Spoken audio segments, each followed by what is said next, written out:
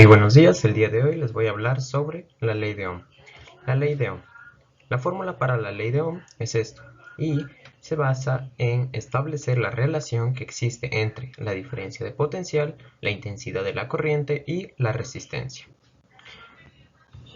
Como ya sabemos, la diferencia de potencial es el trabajo necesario para transportar la unidad de carga de un punto a otro, y la medimos en voltios. La intensidad de la corriente es la cantidad de carga que atraviesa una sección del conductor en un determinado tiempo, y lo medimos en amperios. Aquí la pregunta es, ¿qué es la resistencia? La resistencia es la oposición al flujo de la corriente eléctrica sobre un determinado conductor, y lo medimos en ohmios. En el siguiente gráfico, en el gráfico de aquí, podemos observar claramente la simbología de la resistencia y el ejemplo que les dije. Aquí podemos ver que hace resistencia al paso de la corriente, ya que en el conductor pasaba de una, pero aquí se detiene. Muy bien, vamos con la siguiente diapositiva. Muy bien, vamos a realizar un pequeño ejemplo.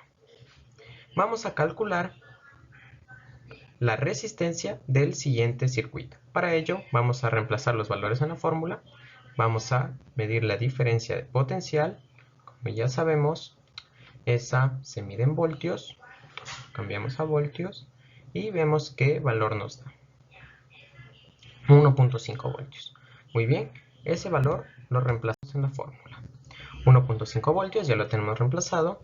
Ahora tenemos que ver cuál es la medida de la intensidad de la corriente. Para ello tenemos que conectar otra vez de la misma manera que cuando estábamos calculando la diferencia de potencial.